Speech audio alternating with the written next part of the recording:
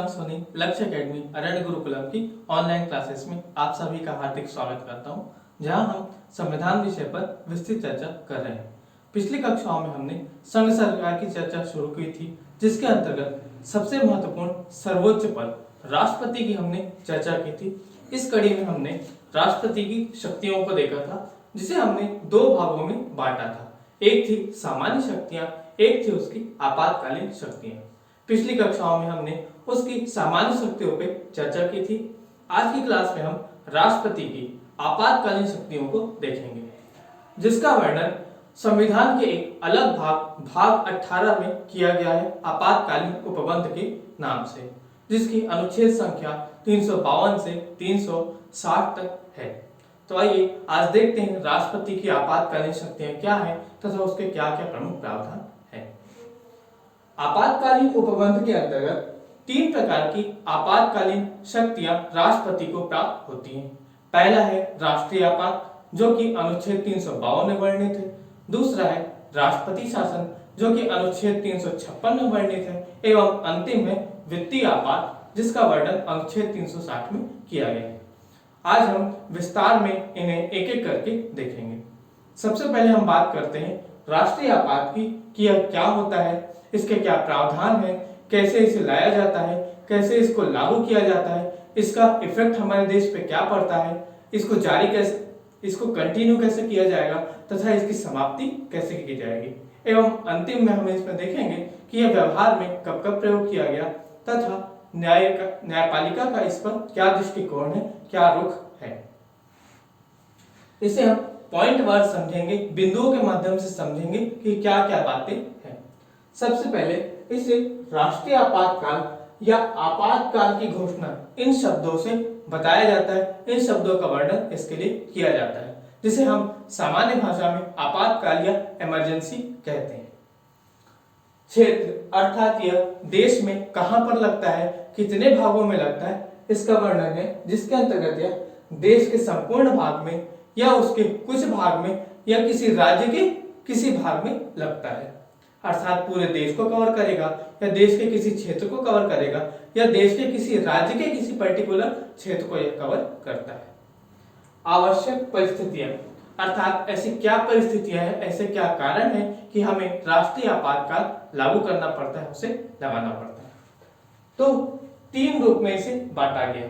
पहला है युद्ध, दूसरा बाह्य आक्रमण तथा तीसरा है सशस्त्र विद्रोह।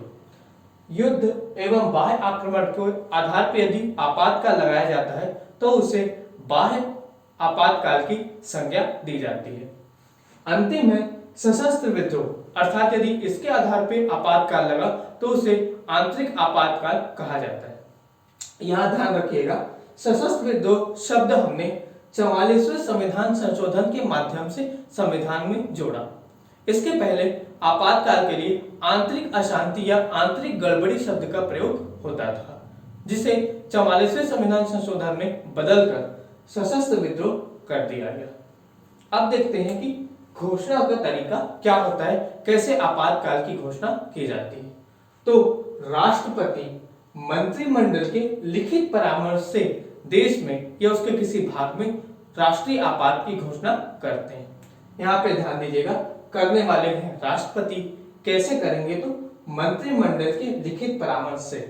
2 बातें बहुत गौर से यहाँ पे ध्यान से सुनिएगा और अभी रट लीजिए।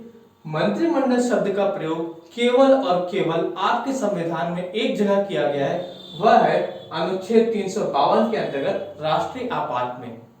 हम देखते हैं मंत्रिमंडल व मंत्रिपरिषद 2 अलग अलग, माफ कीजिएगा, मंत्रिमंडल व मंत्रिपरिषद 2 इकाइयां होती हैं, जिसमें मंत्रिमंडल मंत्रिपरिषद का ही एक हिस्सा होता है।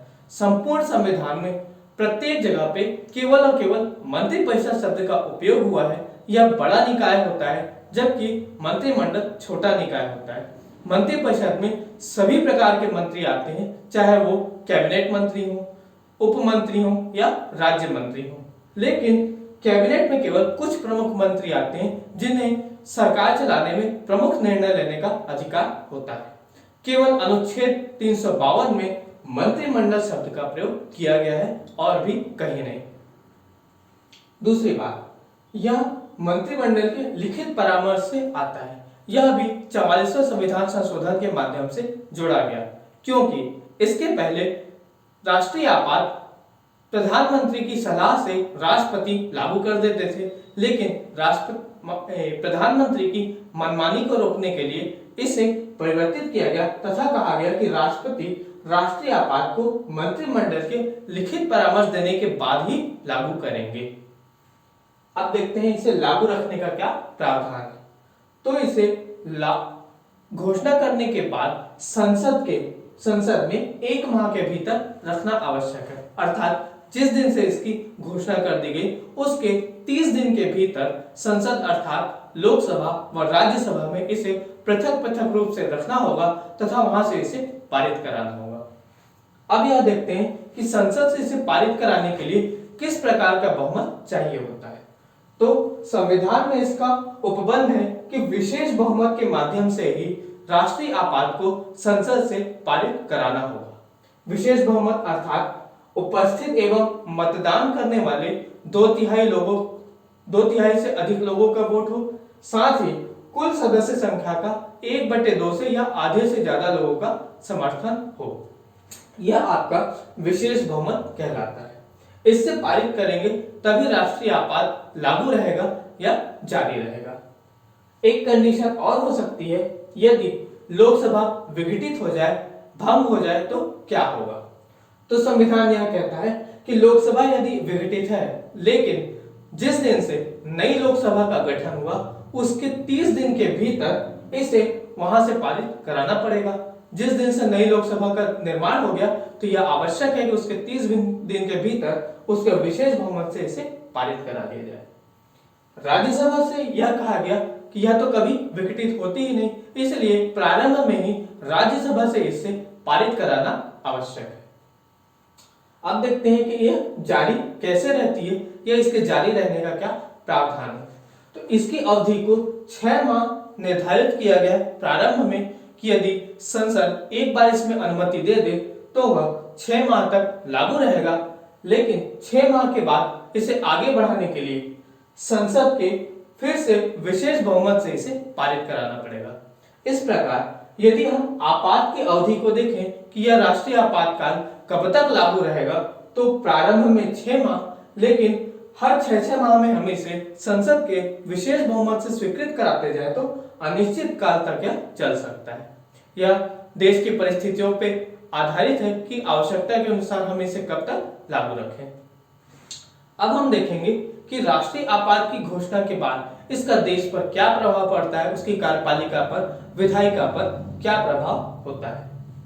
सबसे पहले कार्यपालिका का प्रभाव देखेंगे तो जो राज्य को कार्यपालिका का निर्देश संघ द्वारा दिया जाता है, अर्थात जितने भी राज्य हैं वे केंद्र के अधीन हो जाएंगे, संघात्मक व्यवस्था एकात्मक हो जाएगी, केंद्र पूर्ण रूप से राज्यों पर अभिभावी हो जाएगा, पूर्ण रूप से उन पर अपना नियंत्रण रखेगा। जितनी भी कार्यपालिका शक्ति राज्य की होती हैं वे सभी केंद्र के अनुसार उनके परामर्श से कार्य करेंगी। दूसरा है संसद को राज्य सूची के विषय में कानून बनाने का अधिकार प्राप्त हो जाएगा। अनुच्छेद 250 में यह बात की गई है कि राष्ट्रीय आपात हो उस समय संसद राज्यों के लिए उनके विषय सूची में कानून बना सकते हैं। हमने देखा था कि समवर्ती सूची में संघ व राज्यों के लिए अलग अलग विषय बांट दिए गए थे कि वे किन किन विषयों पे कानून बनाने के लिए स्वतंत्र हैं, लेकिन जब आपातकाल लगता है तो केंद्र राज्यों के विषय में भी कानून बना सकता है। यह कानून आपातकाल की समाप्ति के बाद मैक्सिमम 6 माह तक लागू रहेगा। यदि आपातकाल चल रहा है तो कानून तो लागू रहेगा ही, लेकिन यदि आपातकाल समाप्त हो गया तो राज्यों के लिए जो कानून बने उनकी अवधि 6 माह तक ही रहेगी। एवं यदि लोकसभा उस समय कार्य नहीं कर रही है तो राज्यों के लिए अध्यादेश भी जारी करने की शक्ति राष्ट्रपति के पास होती है। अंतिम है राष्ट्रपति करों के वितरण को परिवर्तित कर सकता है, अर्थात पैसे के लेन देन, ये जो करों का भी बंटवारा होता है उसे राष्ट्रपति परिवर्तित कर सकता है, क्योंकि देश अब एकात्मक हो चुका है, पूरा देश एक केंद्र के माध्यम से चल रहा है। ये थे इसके घोषणा के कुछ प्रभाव। अब हम देखते हैं कि लोकसभा के कार्यकाल में व विधानसभाओं के कार्यकाल में क्या परिवर्तन होता है। लोकसभा के कार्यकाल में हम इसे एक समय में 1 वर्ष के लिए बढ़ाया जा सकता है, अर्थात केवल एक कंडीशन, एक शर्त है, जब लोकसभा का कार्यकाल 5 वर्ष से अधिक जाएगा, वह स्थिति है राष्ट्रीय आपात की। एक बार में हम लोकसभा के कार्यकाल को केवल एक बार 1 साल के लिए बढ़ाएंगे, लेकिन इसे कितने भी समय तक बढ़ाया जा सकता है, अर्थात एक बार में हम 1 साल बढ़ा दिए, फिर हमें आवश्यकता पड़ने पर उसे फिर एक बार में 1 साल बढ़ा देंगे।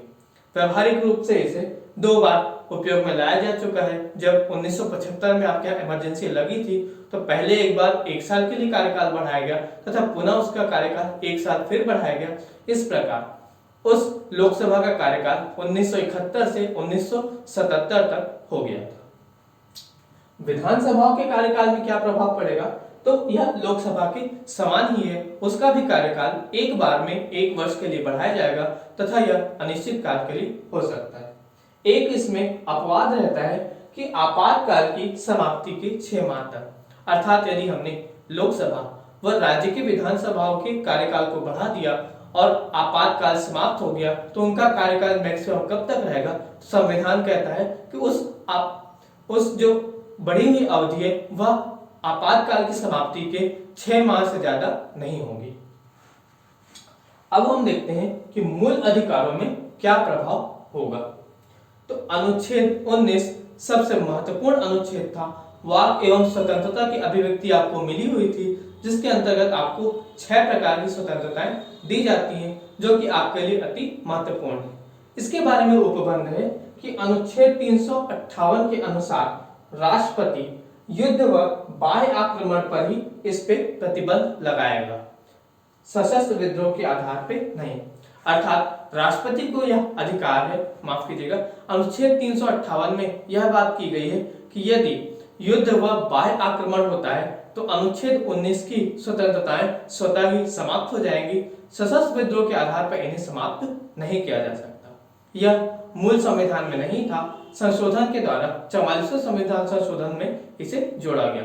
मूल संविधान में यह बात थी कि यदि किसी भी कारण से राष्ट्रीय आपातकाल लगता है तो अनुच्छेद 19 की स्वतंत्रताएं स्वतः समाप्त हो जाएंगी, जिसे अब परिवर्तित कर दिया गया और कहा गया कि युद्ध और बाह्य आक्रमण पर ही ऐसा होगा, सशस्त्र विद्रोह के आधार पर नहीं। अब बात करें अन्य मौलिक अधिकारों की कि उन पर क्या प्रभाव पड़ेगा, तो अनुच्छेद 359 के अनुसार राष्ट्रपति को यह अधिकार है कि वो बाकी के मौलिक अधिकारों के प्रवर्तन पे रोक लगाएगा, अर्थात मौलिक अधिकार खत्म नहीं होंगे, समाप्त नहीं होंगे, केवल उनके लागू होने पे रोक लगेगी। अर्थात आप उनके उल्लंघन पे न्यायपालिका की शरण प्राप्त नहीं कर सकते। कब तक, जब तक आपातकाल लगा हुआ है।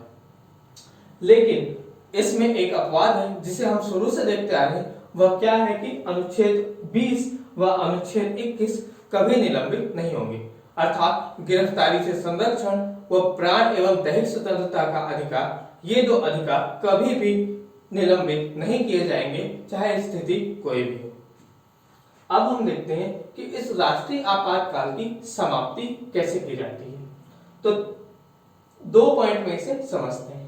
पहला है उद्घोषणा वापस लेने पे, अर्थात राष्ट्रीय आपातकाल की घोषणा राष्ट्रपति द्वारा की जाती है। यदि राष्ट्रपति पुनः उद्घोषणा करके इसकी समाप्ति की सूचना दे दे जनता को तो यह समाप्त हो जाता है। दूसरा आधार यह है कि लोकसभा के सदस्य यदि चाहे तो इसे समाप्त कर सकते हैं। उसका प्रावधान यह है कि लोकसभा के 1/10 सदस्य लिखित रूप से राष्ट्रपति को या फिर लोकसभा अध्यक्ष को एक संकल्प सौंपे कि हम इसे समाप्त करना चाहते हैं, तो यह समाप्त किया जा सकता है, लेकिन उस संकल्प पे लोकसभा के साधारण बहुमत से उसे पारित कराना होगा।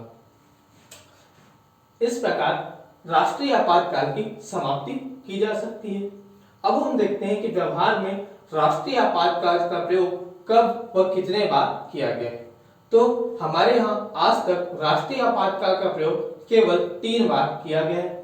सबसे पहले 1962 में भारत चीन युद्ध के समय, जब चीन ने भारत पे आक्रमण किया था। दूसरा है 1971 में भारत पाक युद्ध के समय, तथा तीसरा है 1975 में उस समय की प्रधानमंत्री इंदिरा गांधी ने देश में आंतरिक अशांति के आधार पे इसे लागू किया था, जो कि 1977 तक चला था। अब हम यह देखते हैं कि राष्ट्रीय आपात की न्यायपालिका समीक्षा कर सकता है या न्यायिक दृष्टिकोण इस पर क्या है। तो न्यायपालिका के द्वारा इसकी समीक्षा की जा सकती है। यदि इसका आधार गलत है या असंवैधानिक है तो वह इसे समाप्त भी कर सकता है। ये हुई बात राष्ट्रीय आपात की, जिसे हम राष्ट्रीय आपातकाल या आपातकाल की उद्घोषणा कहते हैं। अब हम दूसरी आपातकालीन शक्ति की बात करते हैं, जो कि है आपका राष्ट्रपति शासन, जिसे राज्य आपातकाल नाम से भी जाना जाता है। इसका वर्णन अनुच्छेद 356 में किया गया है। इसे भी उन्हीं कुछ पॉइंट्स में समझेंगे जिसे हमने आपातकाल में समझा था। पहला देखेंगे कि क्षेत्र ये किन क्षेत्रों में लागू होता है, इसकी चर्चा करेंगे। तो राष्ट्रपति शासन संबंधित राज्य या कई राज्यों को मिलाकर लगाया जाता है। आवश्यक परिस्थितियां अर्थात क्या स्थिति है जब राष्ट्रपति शासन लगाया जाता है, तो दो स्थिति ऐसी हैं जब इन्हें लगाया जाएगा। उन्हें समझने से पहले एक अनुच्छेद आप समझ लीजिए, जो कि है अनुच्छेद 355, जिसमें कहा गया है कि संघ का यह दायित्व होगा कि वह राज्यों की बाह्य व आंतरिक रूप से रक्षा करें, उनका शासन संवैधानिक रूप से चले, ऐसा वे ध्यान रखें। इसी के आधार पे 356 के अनुसार राष्ट्रपति शासन राज्यों में लगाया जाता है। पहली परिस्थिति है, राष्ट्रपति को समाधान हो जाए कि राज्य का संवैधानिक तंत्र विफल है, अर्थात राज्य का जो शासन है या संचालन है वो संविधान के अनुसार नहीं हो रहा, तो राष्ट्रपति राज्य में राष्ट्रपति शासन लगा सकते हैं। यह राज्यपाल के प्रतिवेदन पर भी हो सकता है, अर्थात यदि राज्यपाल रिपोर्ट भेज दे राष्ट्रपति को कि राज्य का जो शासन है वो संवैधानिक तरीके से नहीं चल रहा, या उसके बिना, जैसा हमने कहा कि 355 में केंद्र का यह दायित्व है कि वह ध्यान रखे राज्य का शासन सही से चल रहा है संविधान के अनुसार या नहीं। अगर नहीं है तो वह स्वतः संज्ञान लेकर भी इसे लागू कर सकता है, जिसका वर्णन हमने देखा अनुच्छेद 365 में राज्य द्वारा संघ के निर्देश का पालन न करना, अर्थात संघ जो कि राज्यों का केयर टेकर जैसा है, वह राज्यों को कुछ निर्देश देता है ताकि उनका सिस्टम ठीक से चले। यदि राज्य उनका ढंग से पालन नहीं करते तो अनुच्छेद 365 के अनुसार केंद्र स्वतः संज्ञान लेकर राष्ट्रपति शासन लगा सकता है। तो दो आधार, पहला ये है संवैधानिक तंत्र की विफलता, जो कि राज्यपाल के प्रतिवेदन के अनुसार हो या राष्ट्रपति को किसी और तरीके से समाधान हो जाए। दूसरी बात, यदि राज्य केंद्र की बात को या उसके निर्देश को न माने। इन दो परिस्थितियों में राज्य में राष्ट्रपति शासन लगता है। घोषणा का तरीका तो वही राज्यपाल के प्रतिवेदन से या अन्य किसी समाधान से। लागू रखने का प्रावधान, अर्थात यह लागू कैसे रहेगा राष्ट्रपति की घोषणा के बाद, तो इसे हम राष्ट्रीय आपातकाल से तुलना करते चलते हैं। यहाँ पर इसे 2 माह के भीतर संसद से स्वीकृत कराना, अनुमोदित कराना आवश्यक है, जबकि वहां पर राष्ट्रीय आपातकाल में 1 माह था। यहाँ इसे साधारण बहुमत से अनुमोदित या पारित कराया जाता है, अर्थात वहां पर उपस्थित कुल सदस्यों का बहुमत से, जबकि राष्ट्रीय आपातकाल में विशेष बहुमत था। तीसरी बात सेम है, लोकसभा विघटित है तो नई लोकसभा के पुनर्गठन के 30 दिन के भीतर वहां से इसे साधारण बहुमत से पास कराया जाएगा, लेकिन उसके पहले राज्यसभा से इसे साधारण बहुमत से पास कराना आवश्यक है। चौथा, जारी रखने हेतु साधारण बहुमत, वहां पर उसे जारी रखने के लिए साधारण बहुमत की जगह विशेष बहुमत की आवश्यकता थी, जो प्रत्येक 6 माह में लाया जाता था तथा उसकी अवधि अनिश्चित काल थी। यहाँ पर कुछ परिवर्तन है। राष्ट्रपति शासन की अवधि प्रारंभ में 6 माह होती है, लेकिन ये 6 माह से लेकर मैक्सिमम 3 वर्ष तक लगाया जा सकता है, लेकिन इसमें भी कुछ शर्तें हैं, जैसे यदि आपातकाल को, माफ कीजिएगा, राष्ट्रपति शासन को 1 वर्ष के पश्चात यदि आगे बढ़ाना है तो 2 बातों में से कोई एक होनी चाहिए। पहली बात यह है कि पूरे देश में राष्ट्रीय आपात लगा हो या उस राज्य में राष्ट्रीय आपात लगा हो, या निर्वाचन आयोग उस राज्य में निर्वाचन कराने के लिए मना कर दे या निर्वाचन कराने में अपनी असमर्थता जाहिर कर दे, तो आपका राष्ट्रपति शासन जारी रहेगा, कंटिन्यू रहेगा। अवधि है मैक्सिमम 3 साल। आपसे पूछे कि मैक्सिमम अवधि क्या है, तो उसका आंसर होगा 3 वर्ष। अब हम देखें कि राष्ट्रपति शासन लगने के बाद राज्यों पे उसका क्या प्रभाव होता है। सबसे पहला प्रभाव है संसद राज्य विधायिका की शक्तियों का प्रयोग करेगी, अर्थात राज्य के लिए कोई भी कानून बनाना है तो उसका अधिकार सीधे संसद को प्राप्त हो जाता है। संसद राज्य सूची के विषय पे कानून बनाने के लिए स्वीकृत अधिग्रहित हो जाती है तथा उसे यह अधिकार मिल जाता है। इसके साथ ही यदि उस समय जब कानून बनाने की आवश्यकता है, लोकसभा कार्यवाही न कर रही हो या लोकसभा की बैठक न चल रही हो, तो राष्ट्रपति उस राज्य के लिए अध्यादेश भी जारी कर सकते हैं। इसके साथ ही संसद राष्ट्रपति को यह अधिकार देती है कि वह उस संबंधित राज्य के लिए कानून बनाने के लिए किसी अन्य अधिकारी को स्वयं या किसी अन्य अधिकारी को प्राधिकृत कर सकती है। ऐसा अधिकार संसद राष्ट्रपति को सौंपती है। दूसरा प्रभाव है राष्ट्रपति कार्यपालिका शक्ति किसी राज्याधिकारी को दे सकता है। सामान्य रूप से बात करें तो राष्ट्रपति शासन लगने के साथ ही मुख्यमंत्री तथा उनके मंत्रिपरिषद बर्खास्त हो जाती है। राज्य का शासन सीधे सीधे राज्यपाल के हाथों में चले जाता है, जो कि राष्ट्रपति के नाम से वास्तविक शक्ति का प्रयोग करता है, जिसमें उसकी सहायता राज्य के सचिव के द्वारा की जाती है। अगला है जब लोकसभा की बैठक न हो रही हो, उस समय राष्ट्रपति राज्य संचित निधि से व्यय की अनुमति देगा। जैसा हमने बात की कि जब राष्ट्रपति शासन लगेगा तो समस्त विधायी शक्ति केंद्र में निहित हो जाएगी, इसलिए राज्य से संबंधित जो भी धन विधेयक है, वित्त विधेयक है आदि पर भी कानून बनाने का निर्माण संसद के पास चला जाएगा। लेकिन लोकसभा यदि कार्य नहीं कर रही हो, उसकी बैठक नहीं हो रही हो, तो राष्ट्रपति अग्रिम रूप से संचित निधि से पैसा निकालने के लिए अनुमति दे सकता है। जबकि हम जानते हैं संचित निधि से पैसा निकालने के लिए उस राज्य के विधानमंडल का अनुमोदन या संसद का अनुमोदन आवश्यक होता है।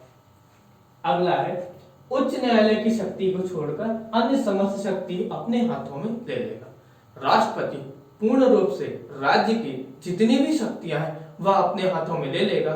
उसकी शक्ति का प्रयोग राज्यपाल के द्वारा किया जाएगा। इसीलिए राष्ट्रपति शासन वर्ड का उपयोग किया जाता है कि वह राष्ट्रपति के नाम से सारी शक्तियों का वास्तविक रूप से प्रयोग करेगा।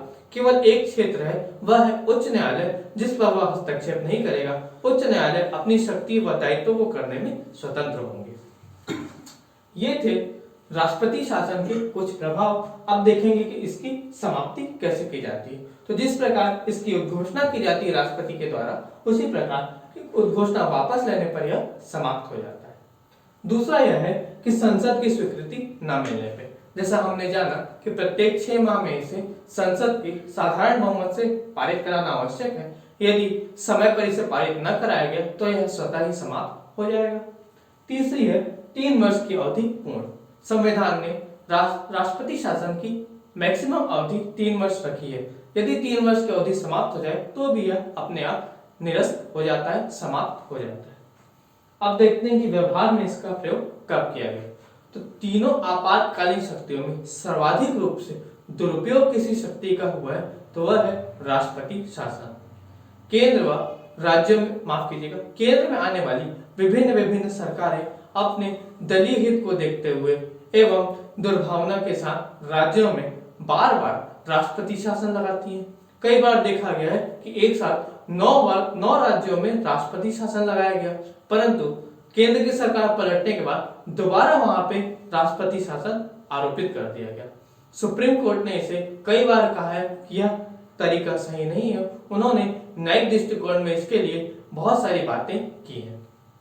अब तक लगभग 130 बार पूरे देश में इसे लगाया जा चुका है। कुछ हम इसके तथ्य देखते हैं तथा कुछ तथ्य आपको होमवर्क के रूप में खुद से खोजकर बनाने हैं, क्योंकि पिछले वर्ष पीएससी में यह क्वेश्चन आया था कूट के माध्यम से कि किस राज्य में कितने बार राष्ट्रपति शासन लगा है, जोड़ी मिलाने के लिए था। इसलिए आपका यह दायित्व है कि जाइए और एक अच्छा सा नोट्स बनाइए कि किस राज्य में कितने बार राष्ट्रपति शासन लगा है। सबसे पहली बार राष्ट्रपति शासन 1951 में पंजाब में लगा था। अब तक सर्वाधिक लंबा समय तक राष्ट्रपति शासन पंजाब में ही लगा है। सर्वाधिक बार यूपी में 10 बार यह शासन लगा है। शायद मणिपुर में भी 10 बार राष्ट्रपति शासन लगा हुआ है। एक बार चेक कर लीजिएगा। 2 राज्य ऐसे हैं जहां अभी तक राष्ट्रपति शासन लगाने की आवश्यकता नहीं पड़ी। वो है एक हमारा छत्तीसगढ़ तथा दूसरा है तेलंगाना। 2 राज्य ऐसे हैं अभी तक जहां राष्ट्रपति शासन नहीं लगा। अब हम देखते हैं राष्ट्रपति शासन पर न्यायिक दृष्टिकोण क्या है। तो प्रारंभ में इस पर न्यायिक दृष्टिकोण नहीं था, लेकिन एस.आर. बोम्मई बाद में सुप्रीम कोर्ट ने यह निर्णय दिया कि हम राष्ट्रपति शासन पर न्यायिक समीक्षा कर सकते हैं। उसके क्या आधार हैं, लाने की क्या प्रक्रिया है, क्या कारण है, क्या मंशा है, इस पर हम ध्यान दे सकते हैं तथा यदि वे गलत है, असंवैधानिक है, पक्षपातपूर्ण है तो हम उसे विफल भी कर सकते हैं। साथ ही एस.आर. बोम्मई बाद में सुप्रीम कोर्ट ने बहुत सारी पॉइंट्स के आधार पे गाइडलाइंस जारी की कि किन आधारों पे राष्ट्रपति शासन नहीं लगना चाहिए तथा किन आधारों पर इसे लगाना चाहिए। राष्ट्रपति शासन अपने आप में बहुत ही ज्यादा विवादित रहा है, क्योंकि यह शुरू से ही कहा गया था कि केंद्र व राज्य के मध्य टकराव की स्थिति को उत्पन्न करेगा। अब हम देखते हैं अंतिम आपातकालीन शक्ति, जिसे वित्तीय आपात के नाम से जानते हैं, जिसका वर्णन अनुच्छेद 360 में है। इसका भी क्षेत्र देश का संपूर्ण क्षेत्र या कुछ भाग है। लगाने की प्रक्रिया है आवश्यक परिस्थितियां, जैसे नाम से ही स्पष्ट है वित्तीय आपात, अर्थात देश में यदि वित्तीय स्थायित्व या वित्तीय साख को खतरा हो तो वित्तीय आपात लगाया जाता है। घोषणा का तरीका क्या है, तो यह बहुत ही सामान्य है। कार्यपालिका के सामान्य परामर्श पे राष्ट्रपति से लगाते हैं। कार्यपालिका अर्थात सामान्य रूप से मंत्रिपरिषद के परामर्श पर राष्ट्रपति से लगा सकते हैं। लागू रखने का प्रावधान, यह कैसे जारी रहेगा, कैसे कंटिन्यू रहेगा, तो यह बात कही गई कि यह राष्ट्रपति के समान जारी रहेगा। एक बार देखते हैं कि जारी रहने की प्रक्रिया क्या है। तो पहला यह है कि 2 माह के भीतर इसे संसद से अनुमोदित कराना पड़ेगा, वहां से इसे पारित कराना पड़ेगा। कैसे, तो साधारण बहुमत के माध्यम से।